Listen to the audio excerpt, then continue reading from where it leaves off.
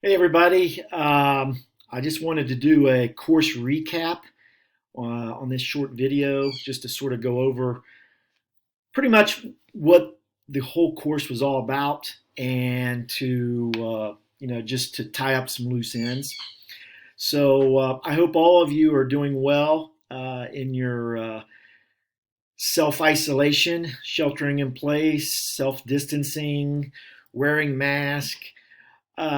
Do see some light at the end of the tunnel. Things are starting to, looks like things are going to open up here very soon. It also seems, I noticed this morning, today's Monday, April 20th, I noticed that there's a lot more traffic outside. So anyway, I hope you're doing well. And so I wanted to sort of go over just some basics, if I can get things to proceed here. Obviously, this will be a semester you won't forget.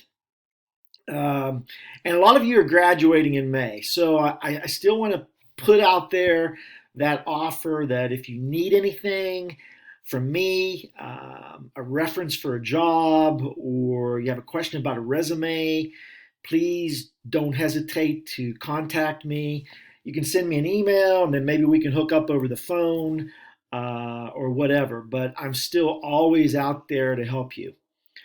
Um, Post-pandemic economy should be positive for May graduates. So what I want to say about that is, if you can see some silver lining in this cloud, it would be that when this economy starts to restart, and it may take some time, it may start slowly, but I think that you are going to see an economy that really has some oomph to it and is really going to grow exponentially, even larger than it was before the pandemic. And one of the reasons why is there's a lot of money out there, not only in the pockets of people, but pockets of banks and businesses because of the stimulus money.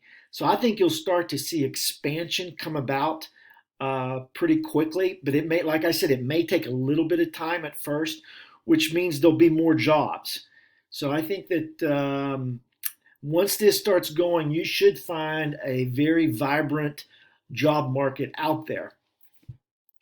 Many of you will get jobs with small to medium sized firms, so don't be shy to let those skills that you have, those marketing skills that you've gained over the past 4 years, don't hide those, because a lot of small to medium sized firms want to see that. They want to see people who can work with social media, people who understand social media. So by all means, let them know what you've got to offer. I usually take a class picture. Unfortunately, we can't do that this year. I sent an announcement out last week.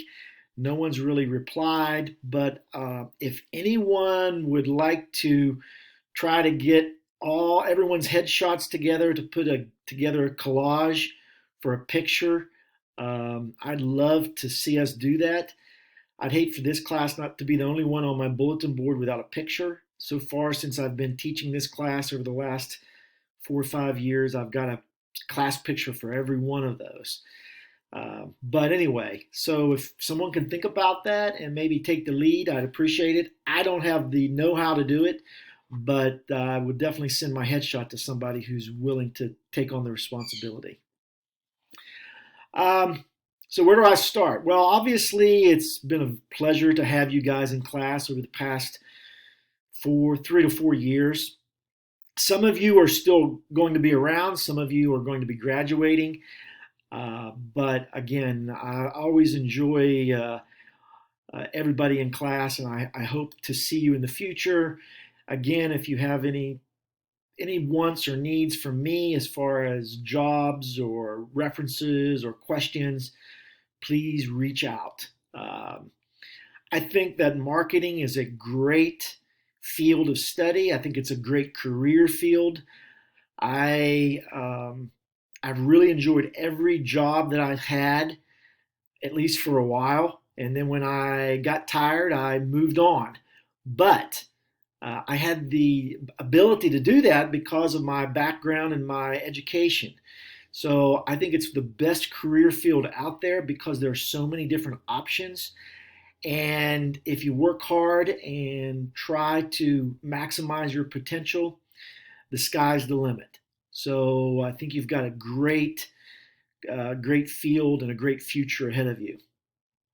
So the purpose of any capstone course is just to try to pull everything together that you've learned over the past 3 years or so. So what I'm going to do very quickly is sort of go over chapter by chapter, and I've highlighted certain points. And I just hopefully this will help refresh your memory and keep all of this in mind because, over the next few weeks, you're going to be interviewing online maybe or applying for jobs or doing face-to-face interviews. So I think a lot of this information can be helpful, and that's one of the reasons why I wanted to do this recap. So marketing management. It's important to know because, like I said earlier, because it's not uncommon that you might start in a small to medium-sized firm, you're going to be expected to do more than just maybe sales, or maybe more than just answer the phone or greet customers or whatever it is.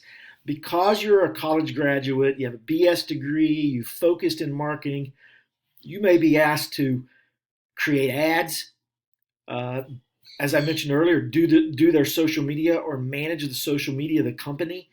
You may be asked to sell either over the phone or in a retail setting or just going out by visiting customers with proposals. So all of this is just very good information to have. And because small and medium firms demand that of their employees, it's good that you understand marketing management because marketing management looks at the entire spectrum of all of marketing. And one of the things that in order to make sound marketing decisions, you have to be a critical thinker. And so you have to understand not just one aspect of marketing, but all the aspects of marketing. So managers must be critical thinkers. Um, Consumer behavior was the second chapter, and in Marketing 3310, we talked about the purchasing habits and how consumers purchase and all the things that influence a consumer's behavior when they are purchasing. It's important that you always keep that in the back of your mind and think, okay, what would this customer want? Why would they make this decision? What is it behind them uh, that is influencing their decisions and the decisions of the target market? So consumer behavior, although you may not think it is, when you were taking the course, you might have thought, well, this is a lot of information I really don't need. The fact is, as a marketer, you have to understand how those consumers purchase and all the things that influence and go into influencing their purchasing habits.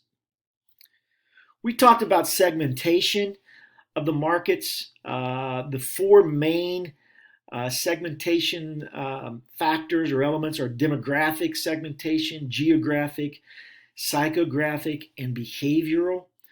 But 9 times out of 10, demographics and geographics is really what is the engine behind segmentation. And you'll see that in everything that on television or in ads or in social media. It's all about demographics and a little bit of geographics. Obviously, psychographics and behavioral aspects are important, but the two primary segmentation tools are demographics and geographics. We talked about targeting. So once we've divided that market, that entire market up into uh, a group of people that think alike, or at least that's our target segment, we can actually target within that segment and pick and choose who we want to market our products to. It's much easier for small and medium-sized businesses to target rather than try to market to the entire mass market. You just can't do that successfully, especially smaller businesses. You have to find that niche that you're going after, and it's the only way that those types of businesses, those small to medium-sized businesses, can be successful against larger competitors, is to successfully target. You can't be everything to everybody. I think I've said that in class before. You cannot try to satisfy everyone. You got to pick your market, what you're strong at, and go after that. Positioning. Once we've targeted a market that we're going to go after, how do we want them to look at us? How do we want them to see us in the market? Do we want them to see us as the price leader or the low cost leader in the market, as the experts? Are our products priced at a certain level, high or low? For instance, my company was a discount priced company. So how do we want the market to look at us? That positioning. We talked about that in class for a while. Products, brands, and new products. Well, obviously, to have that sustainable competitive advantage, like we talked about in class, where you always have to be bringing something new to the market. Products, brands, and new products that's what drives that sustainable competitive advantage. And so it's very important. The importance of branding is, what does the brand say to our customers? Now, local brands are not as significant, but you know yourself how much impact these national brands have on the consumer. Pricing. How do we want to price our product? How do we want to be looked at in the market as far as the price goes? Do we want to have that psychological edge where people think, okay, it's high price, that must mean it's higher quality. So if we offer a higher price, we have to back that up with that higher quality. Okay, so consider all the elements when you're determining price. Cost, obviously, supply and demand, positioning, competition, economic conditions. What we're going through right now with the pandemic, this pricing issue with a lot of products is it's very obvious.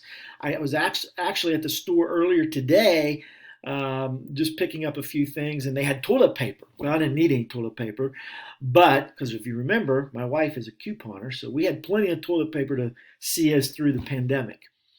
But there was 6 rolls of toilet paper. They were supposed to be mega rolls. I don't know what that means, but it was $11. My wife would have killed me if I would have paid $11 for toilet paper.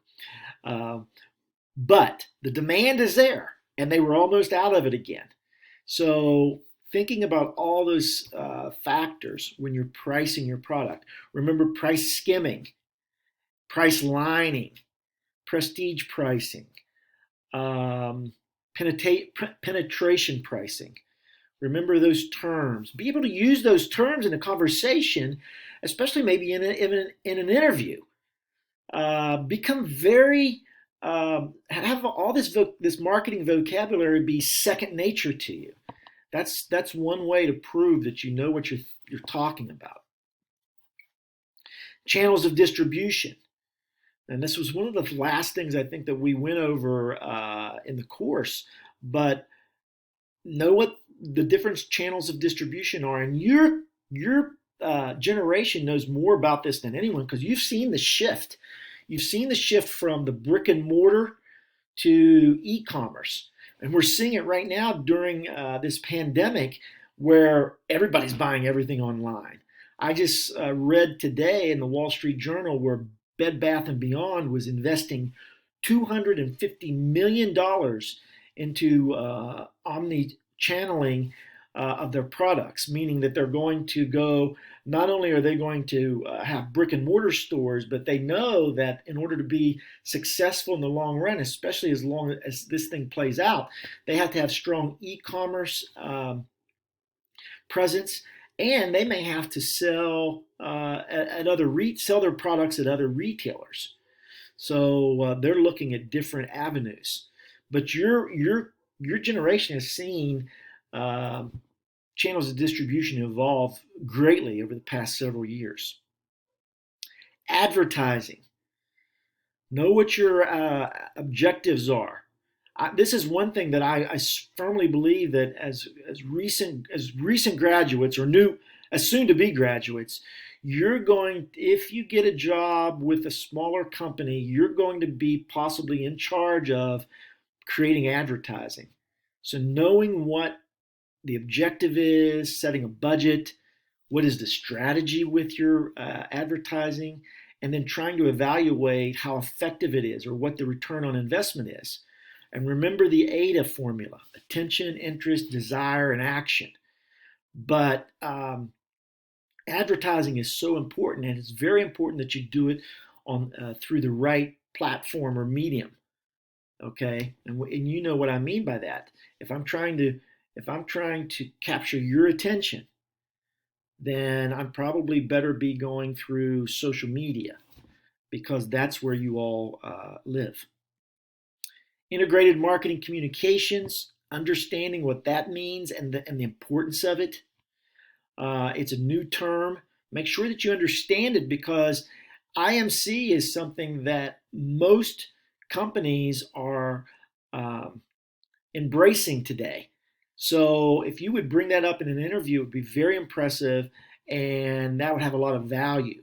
So know what integrated marketing communications is and how it's important for the brand, how it's important for the company. Maybe show some examples and name some examples like we did in class. Social media, I won't spend much time there. You all are the experts.